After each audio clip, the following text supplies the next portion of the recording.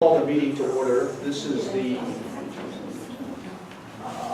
August meeting of the Board of Directors of the Virginia-Highland Civic Association.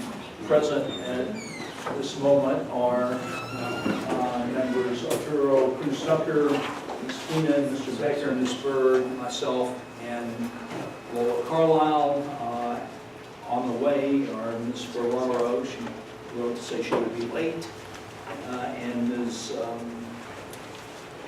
Fralick will be here a little bit later, and absent and providing notice of that were Nicole Forster-Horn and David Wolfson. First, I'd like a motion to adopt the agenda, which is somewhere in front of us. And do you have an amendment, I understand? Yeah, I'd like to add two, you want to add into the variances or plan? Why don't we add it after the end of plan? Yeah, so add to the end of plan, a sign discussion for the Proposed new sign ordinance that affects the warrant, that's right. Okay. I'll second the motion. Is there any discussion of that? Absent that, it's amended in that fashion. Can we adopt it as a whole? Any thoughts? Without objection, it is so ordered, and we'll move on to the adoption of minutes. We have 3 months of minutes that were circulated to this board from May, June, and July. With any corrections or changes? I will move adoption of those with the understanding that there's a couple of minor editing changes I want to make, and I will recirculate them to the board that do not change the content. Is that acceptable? Any objections or comments? Without objection, they are ordered. Do we have any police representatives with us at the moment? We will break off on this agenda at the next break and everything come in. It's probably busy, and move on to reports from City of Atlanta officials. Councilmember Watt. Good evening, everyone. Council is currently on a 2-week recess. That's why I look a little rough and relaxed, and as relaxed as I can get yet. A couple of things. First of all, just on a bit of good news, since I've seen Jennifer here. Jennifer was nominated and confirmed by council to be our joint district, so that would be 5, 6, 7, and 8, and at-large 2, our representative to the Beltline TAD Advisory Committee. So,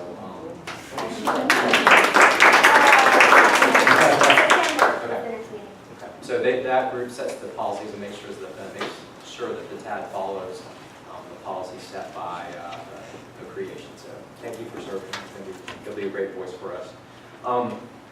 Second thing I wanted to talk about real quick, if you didn't get my our monthly e-newsletter, the city has just adopted a new home alarm registration requirement. You need to do that by September 15th. It's actually, I would say it's very simple. I haven't done it yet. I need to. But all it is about 90% of the calls, the alarm calls that APD gets are false alarms. And if you think about it, that takes a police officer off the street and unable to do really what we need them to be doing patrolling and fighting crime. And a lot of times, the false alarms are preventable. There are things that a homeowner can do to make sure that the alarm doesn't go off incorrectly. So we have instituted this new requirement. The first offense is still free. The second one, the price has gone, the fee has gone down. I just encourage you. I don't have all the information with me, but if you go to my website, which is atlantadistrict6.com, there'll be information there. That's really it. It's been relatively quiet this summer. Thank goodness. I think everyone's out focusing on their district because it's re-election. Any questions from anybody or any issues y'all want me to take back? I do want to say one more thing. There's been a lot. I've received a lot of emails from Virginia-Highland and Morningside Lakes Park about Monroe Drive and the speaking. Something we're definitely very, very aware of. We're working with the planning department as well as APD to do what we can. I mean, it's a pretty dangerous stretch of road for a 30-mile-an-hour speed limit, especially with the new Piedmont Park expansion opening. So it is on our radar. The solutions are not easy, and we're exploring it. But in the meantime, you've probably seen APD out there doing a little bit more enforcement. Yes? What's been the response to the bike so far? It's been mixed. It's a mix. I've received kind of half, and if you don't know what he's talking about, 10th Street between Monroe and Charles Allen, one lane, the westbound lane, is taken and is converted to a cycle track, so bikes can go both directions to connect with the Beltline as well as a bike path that starts at Charles Allen. You know, there have been some folks, bikers are thrilled with it. Some folks are very concerned about taking that lane out for traffic and the traffic buildup it might have. Public Works is looking at it. We're going to wait till kind of after school starts and traffic normalizes to see. I saw the traffic counts before they all went in there. I don't think it's as bad as everyone seems to think it will be, but we'll wait and see. The barriers are removable, and we just have to, once everything normalizes, see how it works. Yes? Why didn't they take out the parking instead? They thought about it, but then they thought the neighborhoods would scream about, object more to that than losing the lane and went this way. So it's funny that a lot of people have suggested that now, and like, maybe the neighborhoods wouldn't have been as upset with that as they are with it. I'm a little concerned about when the big events come into the load in and load out. It's always been in that lane, so I'm not sure what the option will be, especially with music midtown. Anything else? All right, thank you.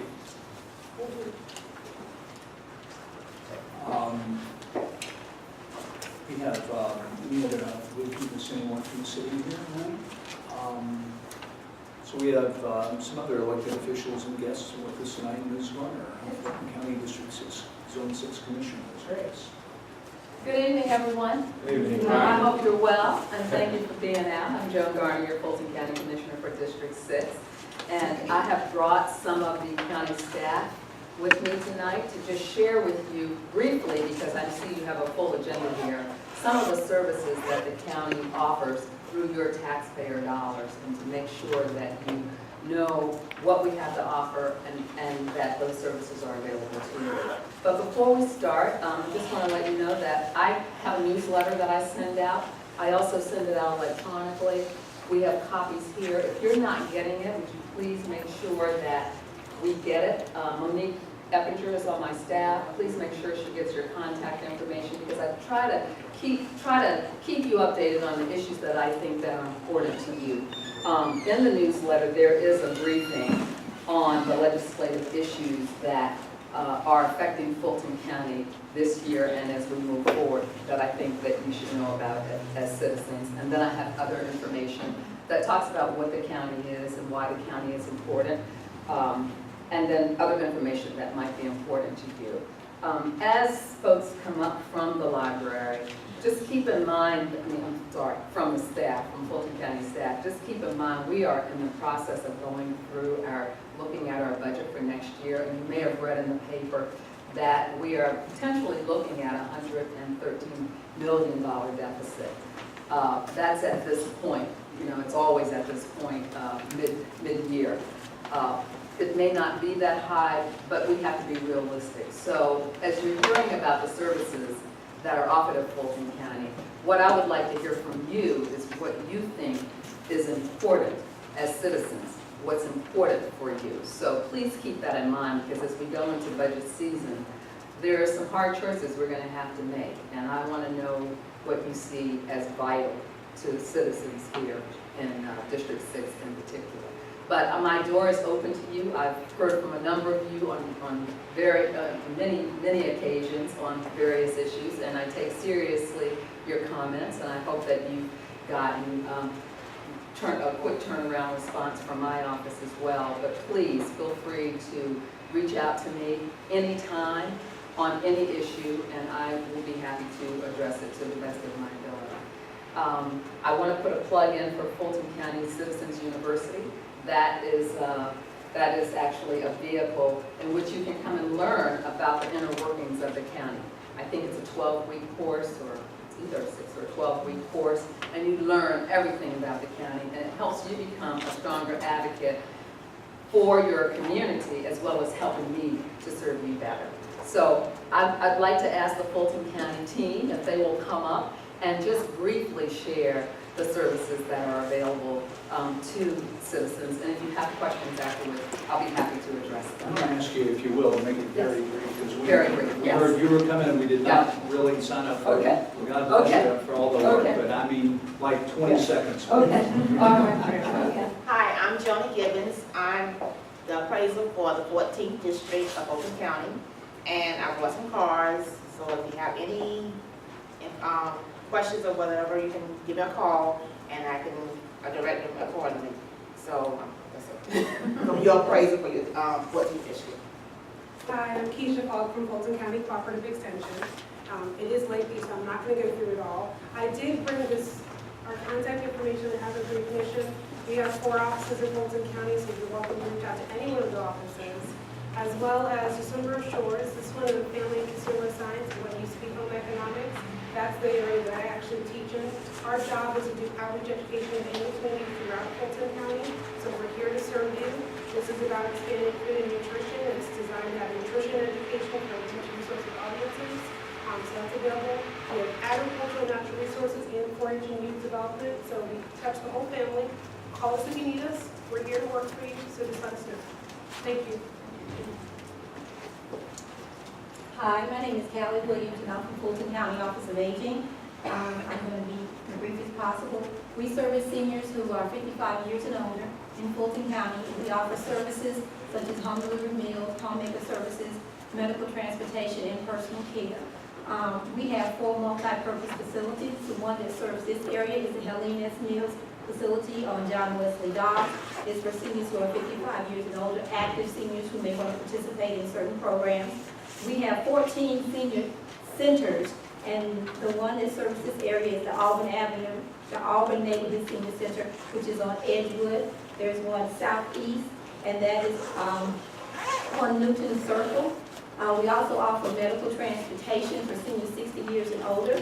We also have what we call the Dollar Ride program, which is for shopping and errands for seniors who are 55 and have limited accessibility to transportation. All of these services can be are offered, and you can call our number, which is 404-613-6000. Thank you. Thank you. Hi, I'm Kimberly Lewis. I'm the Dental Services Program Manager, and I'm representing Health and Wellness and Behavioral Health. The center that has recently been renovated in District 6 is the Oak Hill Child, Adolescent, and Family Center. And at that center, dental services are offered and behavioral health services for children, adolescents, and families. And we are looking to partner with a primary care provider. I have some brochures about Oak Hill. Thank you very much. Good evening. My name is Reginald Crosley. I represent the Office of Children and Youth Services. We offer a wide array of youth services for students between the ages of 6 and 18. And if any of you know of any young people who need to stay engaged and active during the after-school hours or even during the summer months, we offer a host of programs, and those brochures will be made available on this table. Thank you. Thank you. My name is James Fields, I represent the Ponce de Leon Library Branch. Let me first of all say welcome home. Virginia-Highlands, we appreciate you. You are part of us. And let me just say thank you for the gifts and for the prizes that you provide and the refreshments for the spelling bee and summer reading program. When Ms. McGillicuddy, our children's librarian, contacted the child that won the Nook, they couldn't stop the mother from screaming on the phone. So again, we say thank you, but just letting you know, we have several programs. We're so excited. We're on fire here at Ponce de Leon. We have several adult programs that are coming about. We have a yoga instructor who will be here. And please pick up the brochures that we put together for you. A yoga instructor. We have a line dance workout coming out. We do have meditation classes also. We do have a resume building workshop coming up. Also on October the 3rd, October is Shelter Dog Month. So basically we will have the Fulton County Animal Shelter will be here with some animals. And they will be encouraging people to adopt a shelter. And that's what I have to allow. One last announcement. Fulton County Office of Children and Youth is hosting a family and teacher resource fair sponsored by Commissioner Garner. If you know of any teachers or families in need of services, please share this information with them. And again, it will be on this table here. Thank you.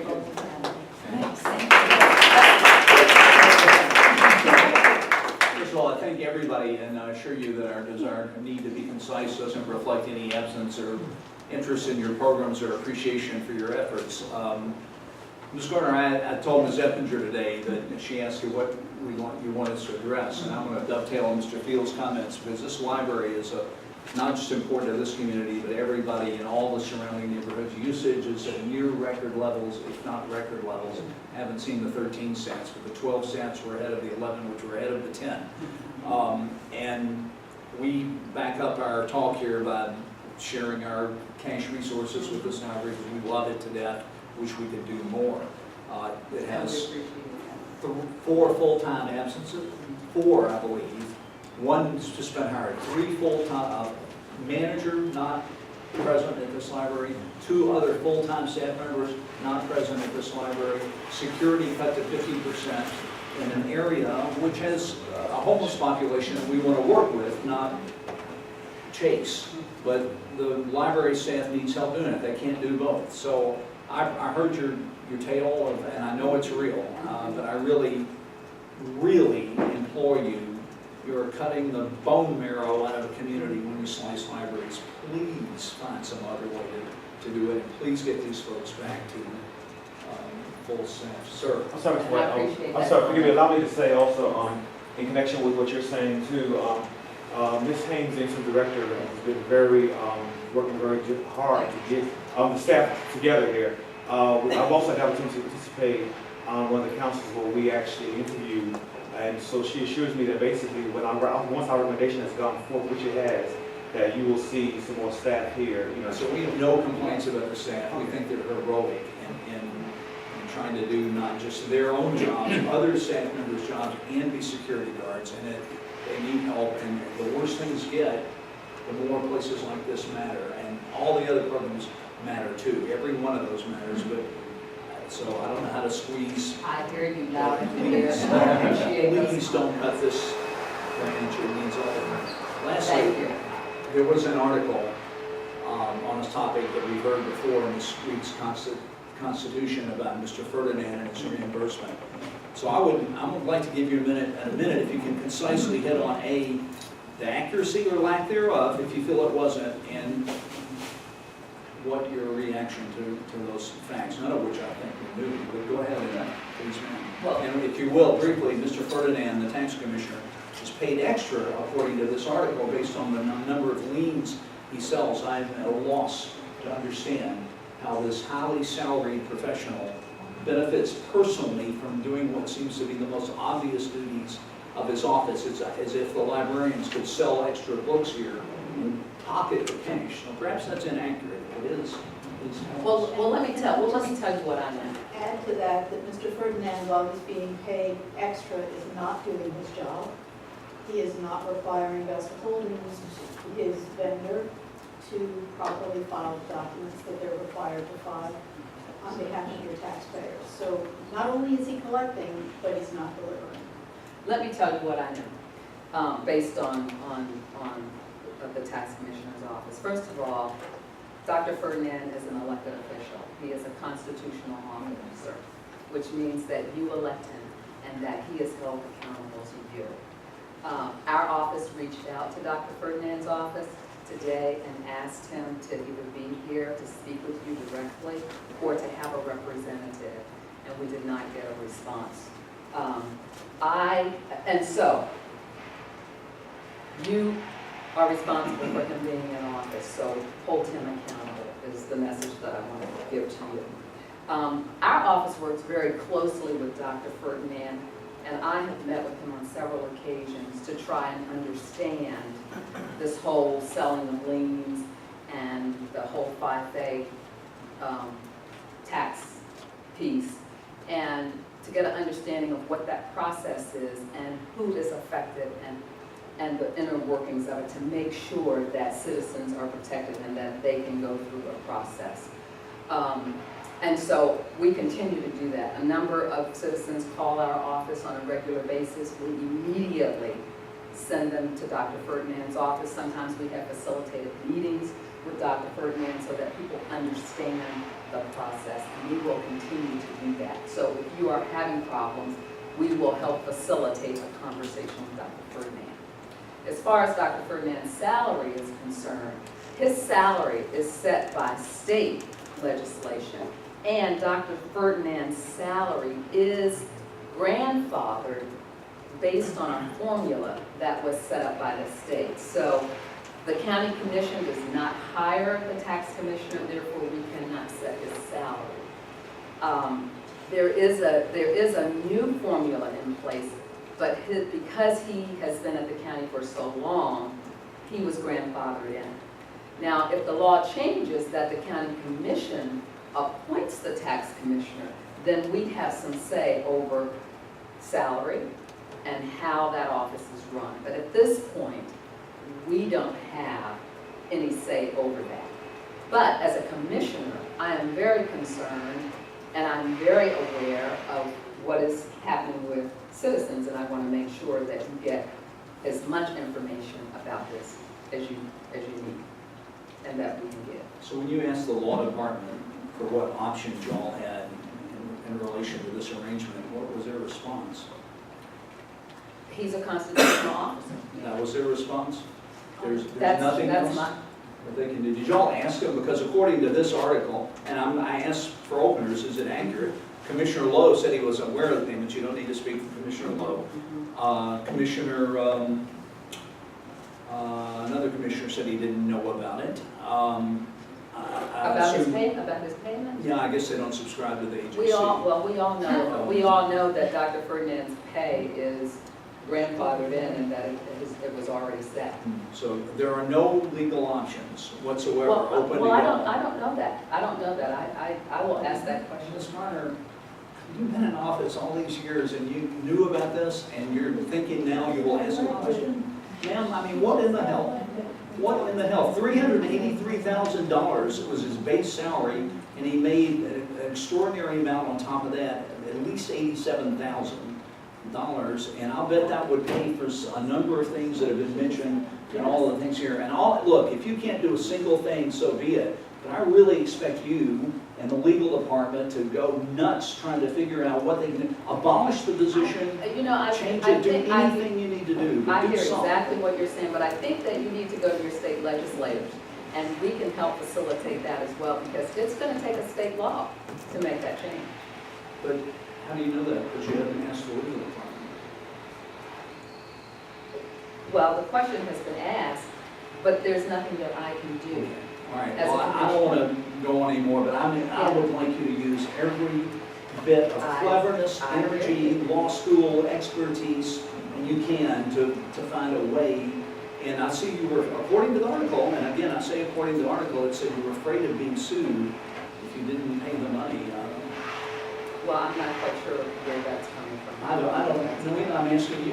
I don't know what the Atlanta Journal-Constitution, where they're getting their information, what this is based Okay, on. well, I really would appreciate every bit of interview. This is morally indefensible, this is outrageous. And let me know, I'm going to finish one more thing here. I don't believe that if you want the Fulton County government's taking some astonishing hits, partly for reasons that I personally think are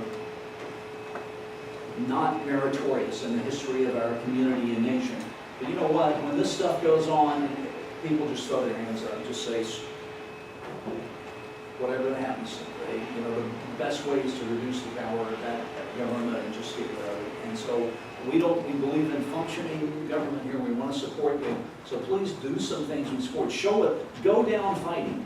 If you can't change it, I want you to go down fighting. Show us what you tried to do that didn't work. Don't just say, well, y'all elected him. We did, I understand, but that's our job. I appreciate your job. comments. I appreciate your comments. And I would also say, talk with your state legislators, because that's where the law is Yes, set. ma'am, we will. Thank you.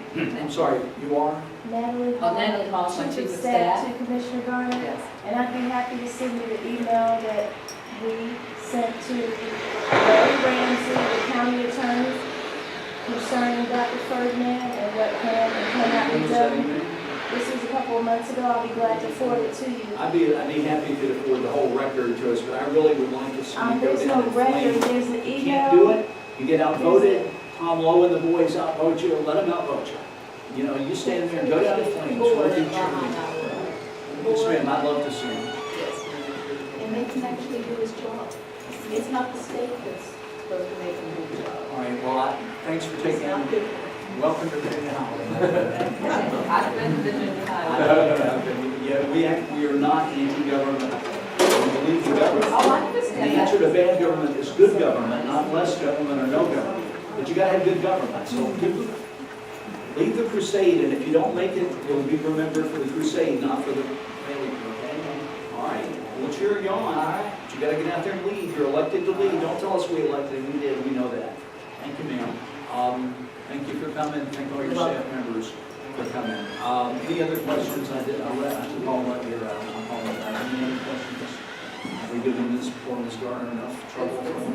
No problem. Our next speaker is from Trees Atlanta, and is, Jack. oh, I'm sorry, the policeman has arrived. Sir, Major Pete. Major Pete, sir, come on up. Sorry. We were so busy harassing Lawrence. Thank you, Ms. Ettinger. We'll talk to you again, all right? Thanks for writing, I appreciate it. I'll make sure you get that email and the library director will call. She makes sure that they get it. All right. Thank you all. Love the library, thank you. Good evening, everyone. Good evening. My name is Tim Peak. I'm the recently appointed major for the Zone 6 community starting, I guess, July 18th. Chief Turner appointed me as major, and now I'm over Zone 6 area, which encompasses Virginia-Highlands and Highlands and all areas. So you all know it, I'm sure, better than I do. But again, I just wanted to come and at least I'm trying to make my attempts at getting around to all the meetings so that you can meet me, put a name to my face, and I should say put a face to my name. Got me a little weak on that. I was about to leave. No, I'm just joking. But no, I just wanted to come and just again show my face, just to let you know that I'm eager to work with each and every one of you. We've been hitting the ground running in these last 2.5 weeks or so. We understand that there are a number of issues that we really need to deal with as they pertain to public safety. We're making a lot of adjustments, particularly what is close to you is the precinct that we have over on Boulevard, which was generally a 16-hour precinct at best. Since we've been there, we've extended that precinct to 24 hours a day so that we can get better coverage around the clock. We understand crimes happen around the clock and police have to be there to deal with those crimes. So we're having a positive effect on that. We've already had so much as a near to 3% reduction in crime based on some of these changes, and this was a yearly crime figure and not just a weekly crime figure. So we feel good about the direction that we're going. Of course, we need you all to join in and help us in this fight. The police just can't do it alone. So we need the citizens to be our eyes and ears when you see something. We hope and pray that you will say something and get that information to us where we can run with it. And again, I'm native Atlanta. I'm from Atlanta. I've been here. I'm not going anywhere. So I'm in this fight just as much as you are. This is home to me, and I take that extremely seriously. So I look forward to it again. I want to give you all my contact information. And the best way to reach me is through email. It's TP. That's TPEEK as in Tom, Paul, Edward King at atlantagA.gov. TP at atlantagA.gov. You all have the precinct number is 404-371-5002. And I will also lend you all my cell phone number for emergency purposes, and we pray that that will be done because we got a lot of things going on overnight. But 404-831-0824.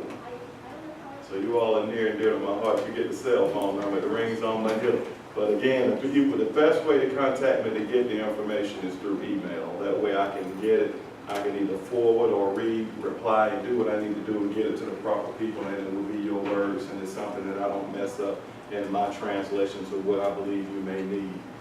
I don't have any particular stats to give you as far as crime is reporting. Here recently, what's been getting us really is vehicle break-ins, so we're pushing that clean car campaign. We do an analysis each weekend. What we've done some just for the report that came out this morning is 47% of our victims are within the city and 53% are people who are coming to the city. So we want everyone to come to the city, but we want them to be smart residents and smart visitors to take those computers and GPS and purses and wallets, cell phones, everything off the car seat, because that's where they're finding them. But if better yet, just don't even leave them in the car at all, because some of them are searching the vehicles. We have had some robbery issues. We've made a significant number of arrests on those, but we understand, particularly closer to that Boulevard corridor, we still have a couple issues that we need to deal with out there. We've come a long way. We got a long way to go. But I'd be more than happy to entertain any questions, but I just want to let you know we're out there, we're working, and we've been approved a good number of overtime hours. So we're going to have additional personnel out here. I've also requested and got the okay or approval from the state, Georgia State Patrol, will be down in the area, and prayerfully you'll already have noticed the higher presence of Atlanta police in the area. Along with them, trying to ensure I see them more in the daytime, and my specific request was at night.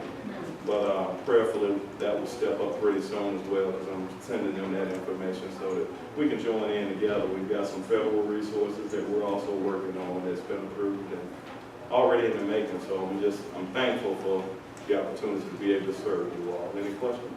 Yes, ma'am. There was a report earlier before you got here about the tremendous traffic and speeding problems that we're having on Monroe. And it's been long-standing problems. The speeding is particularly bad in the morning, the early morning hours when there aren't a lot of cars. I have seen cars go 60 miles an hour on Monroe. On Monroe, Yes. between what? Between Piedmont and 10th. So that stretch of Monroe, and if you have an officer there between 6 and 7:30, you will catch people going 50, 60 miles an hour. So it would be helpful, in addition to monitoring all the other hours that you're monitoring the traffic, if perhaps there's a targeted presence there to get those people who are using it as a highway to stop doing so. In morning, I'm sorry, so the early morning. And now, school has started up again. The elementary school, the buses pick up at 7 a.m. So even though there isn't a lot of vehicle traffic that early in the morning, the kids are literally standing on the corner, and these cars are at very high speed. So that could be some early morning policing. I'll make sure I get that to them, and we'll take a look at that. And what I want to make sure is that stretch, believe it or not, where we run laser is actually governed by the state of Georgia, so not every stretch of road we're authorized to do it. Only state troopers can, anywhere they want. But I'll check that. I'm almost certain we can do enforcement there, and make sure that we deal with that issue. Yes, ma'am. We have a small homeless movement developing around John Lewis statue where Freedom Parkway comes up to Ponce. Okay. They're very polite, they're very nice, they just camping out there overnight. And I don't know where they need to be exactly, but That's I see where you're going. What we have been doing, just to let you know, even just, I guess about 4 days ago we had, and that's considered in one of the parks. We've been conducting park sweeps, and your heart wants to try to help as much as possible, but in some of those park sweeps we did make an arrest. Well, actually we made about 5 arrests, one of which was one of our main people that we were looking for as far as burglaries and vehicle break-in. So what we'll do is we'll continue, and we'll make sure that we get someone over to that location to conduct those sweeps. We try to stagger them, or we don't get into a pattern of when we're going to do it, because ultimately once we do that, they know which days not to be there. So we'll switch that up, and we'll make sure we get through there and conduct one of those sweeps and see what we get. Yes, sir. Excuse me, last month we had Lieutenant Baxter here, the new commander of the PAF force. Yes. Spending a lot of time on the Beltline myself, just in the last couple of weeks, the visibility of those officers is dramatic when you really see it. Any feedback from the department's perspective on how effective that's being? Well, ultimately, the whole key was there is for number one, just keeping the people that are using the path, the citizens safe. there was some robbery issues that we had there, and I can remember way back when, before the Beltline really got off the ground running good, that was one of the concerns. Just being truthful that I had, okay, if we have these paths, we gotta make sure that we take care of the people that are on the paths. So I was ecstatic when they started that unit. Jeff has been doing a great job with it, and I'll make sure he get those accolades from you. They're gonna be there. I can only see it growing. I can only see it growing. And what's happening on a daily basis, all of the activity they're getting, they're pushing that information out so we know who they're coming into contact with, what kind of issues they're having. Because ultimately, if it's right there on the belt line, its chances are it's bleeding over off of the belt line into the communities as well. So the communication is great there, and I'll make sure that we keep that going. Yeah, he came in on his night off with his kid. By the way, we particularly appreciated that. So you can give him an extra check mark by his name. He deserved it for doing that. Absolutely.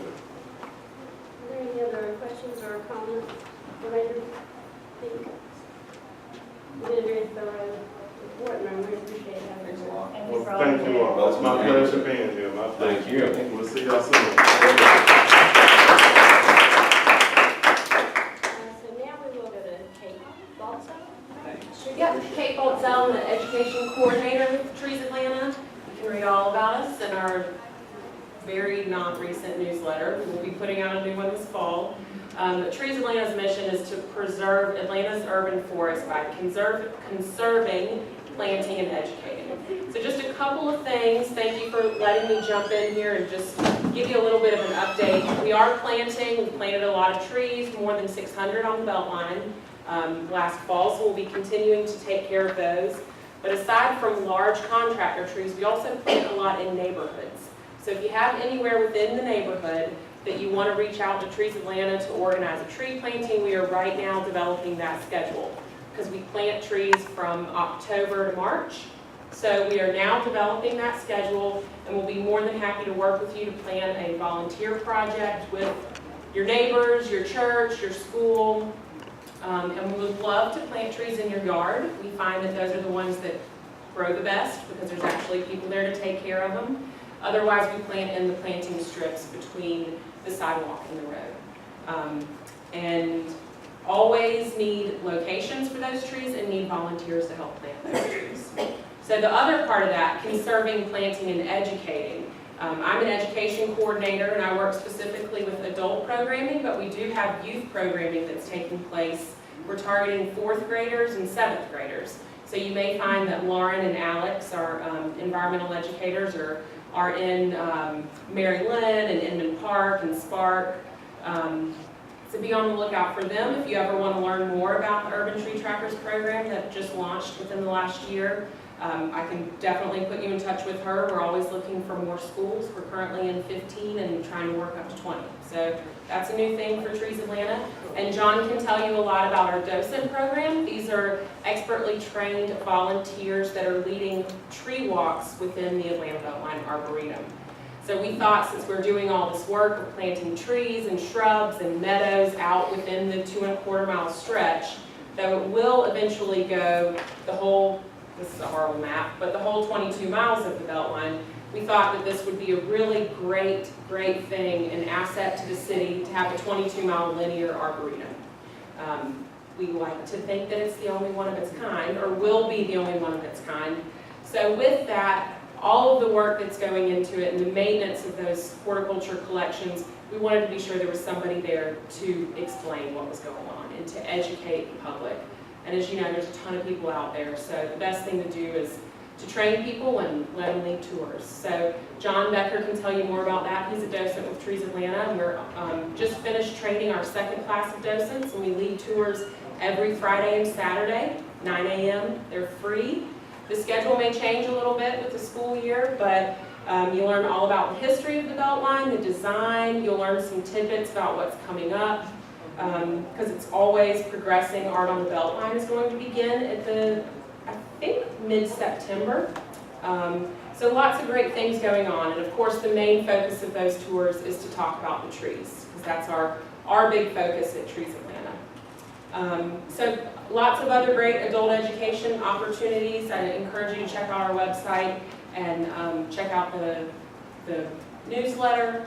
grab a business card, contact me if you have questions or concerns about your trees. We're always doing tree maintenance year-round, but we plant primarily from October to March. So about the tree maintenance, there was also trees planted on St. Charles about 2 or 3 years ago. Trees are doing very well, but they're very bushy. And they're very low to the ground, and they tend to be a nuisance when you're trying to walk on the sidewalk. Is there a plan for when you trim them up a little bit so they're a little less, jungle-like? Most all of our trees we take care of for 3 years. Different from that, on the Beltline, we're taking care of the trees for 5 years.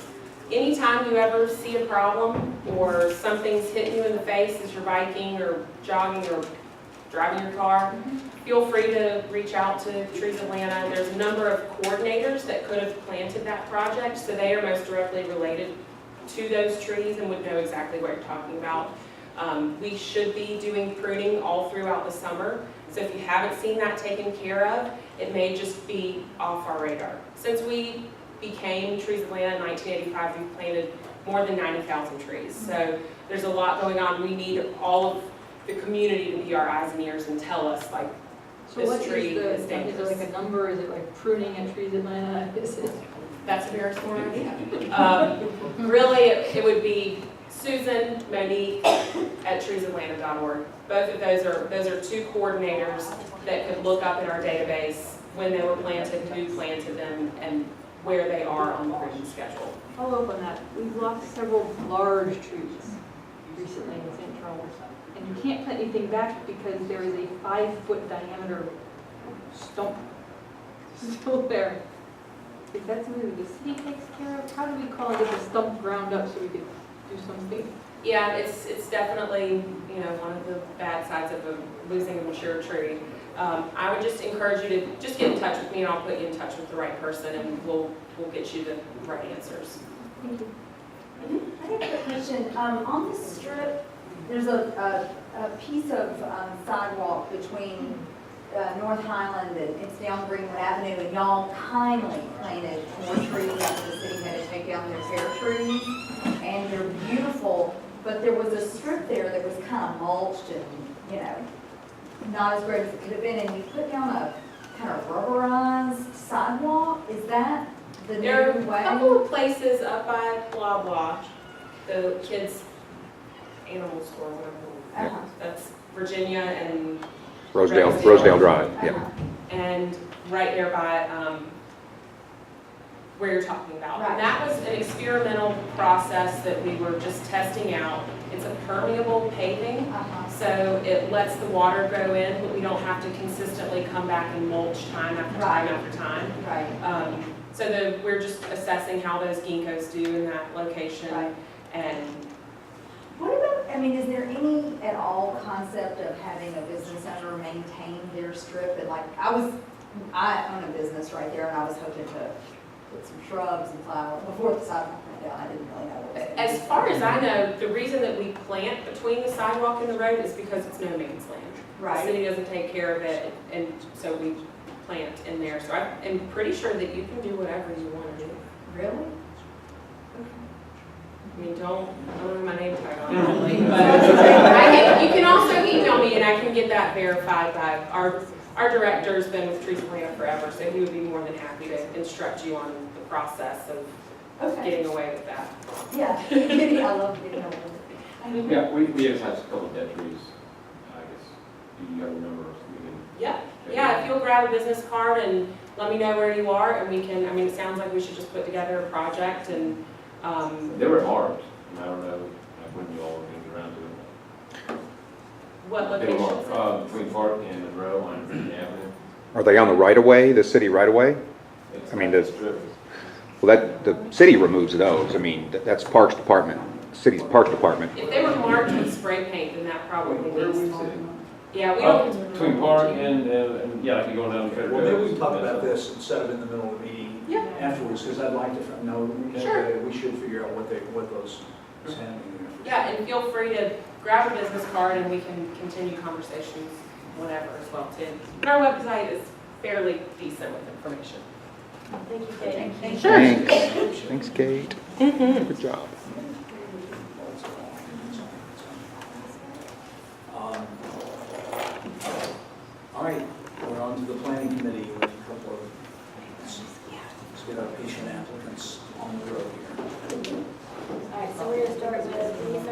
1066 North Virginia Avenue, and we have David Ogle here to talk about the property.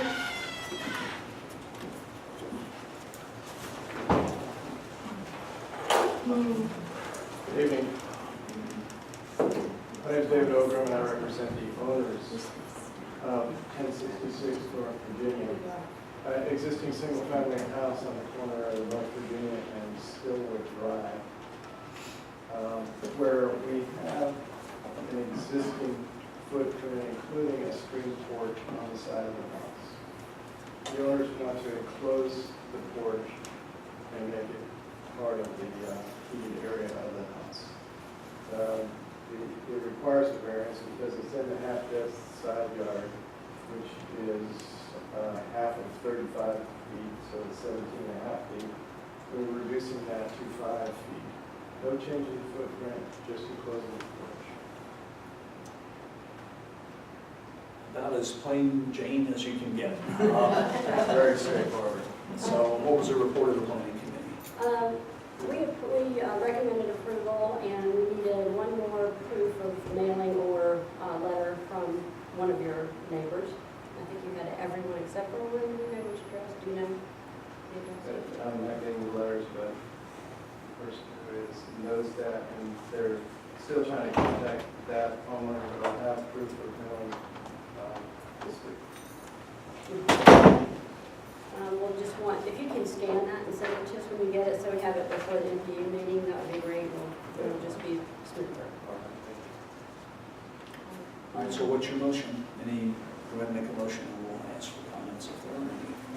Move to approve B13-133, 1066 North Virginia Avenue, based on the site plan stamped and dated July 10th. Excuse me. 10th or 20th. I have the 10th on here. It was written 20th. I think that was it. And what's it conditioned on? Okay.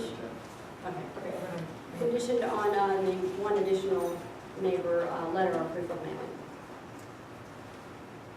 It actually looks to me like, I don't know why there's only one, because there's only 3 listed here. But anyway, you'll bring them all, you'll send them all to us here, because I would think you would.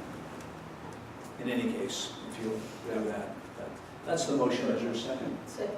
Any discussion or comments from the board or anyone in the crowd? Anyone comments? All right, we're ready to vote. All in favor, please raise your hand. We'll see you next Monday night. Thank you, sir. Thank you. So our next is B13-142 at 643 Coolidge Avenue. We have Sean here, and you're presenting for the owner. Yeah, Debbie Fox is the owner. My name is Sean Cash, I'm the applicant. We're asking for a reduction in the 7-foot side yard setback to 4 feet 8 inches to allow for a front porch, unheated space. We're removing the existing steps and walkway. It's going to be much nicer than the way it looks out there right now. And there's going to be there will be a little bit of heated space, but we're not encroaching at all, even with the front porch into the 35-foot front yard setback. And we're reducing the size of the wood deck in the rear to keep just under, we're not conforming with our lot coverage right now. It's an older house. And so we're taking off part of the back deck to make up for what we're putting in the front. Also, the existing lot is non-conforming as it is. We only have 50 feet of street frontage. R4 zoning requires 70 feet of street frontage, and also the lot is smaller because it only has 9,000 square feet. R4 requires 9,000 square feet. We only have 7,306 square feet. So basically, anyone has some questions?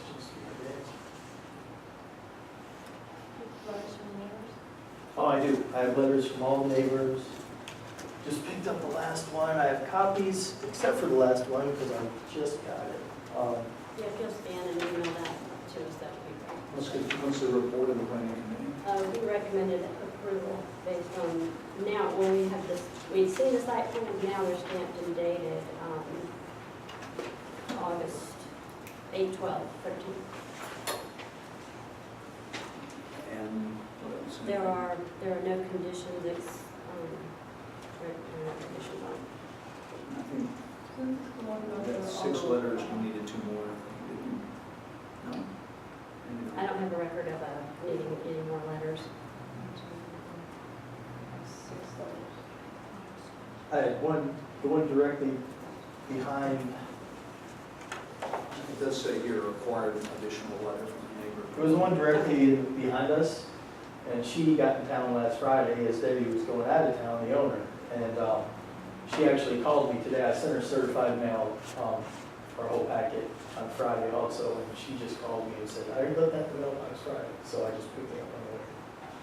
So you can give us that proof of mailing, even if you don't hear Yes. from Sure. us.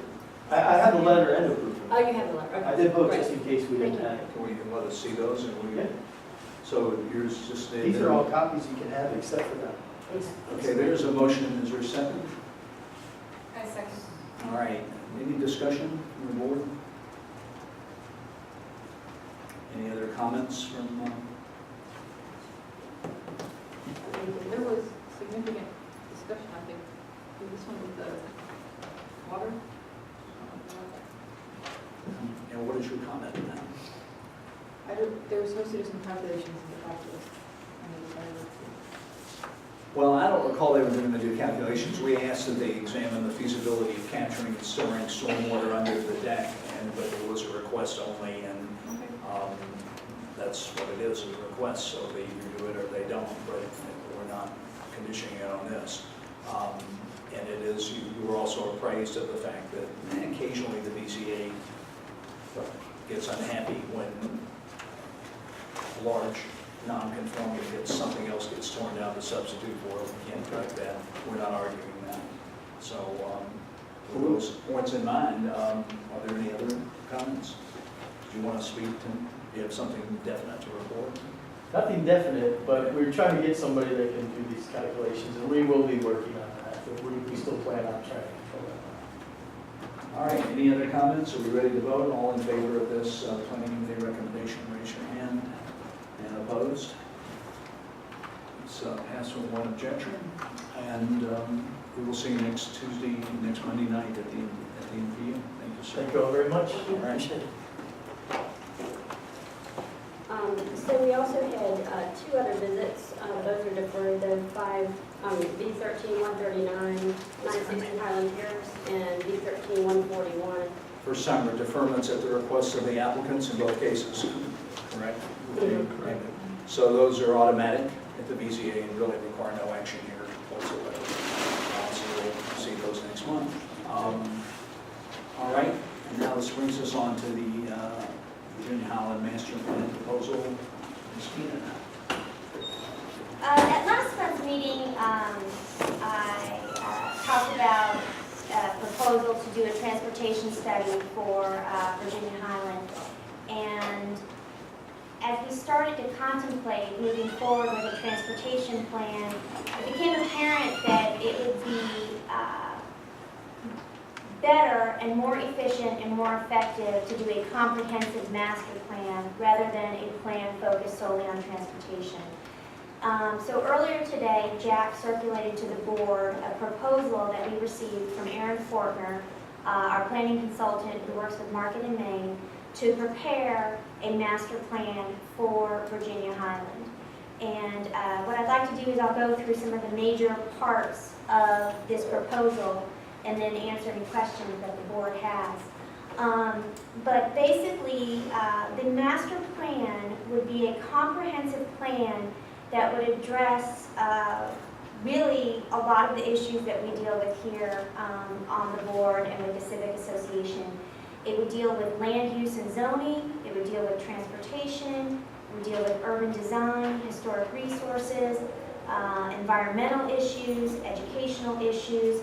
It's really a plan that is a framework for the future of our neighborhood, the future of Virginia-Highland. And Aaron Fortner has worked with other neighborhoods on similar master plans, and he's currently finishing up a master plan for Candler Park. So he is very familiar with this master planning process and has a lot of experience both as a consultant and when he was with the city planning department. So the proposal that Aaron has outlined for us has 3 phases.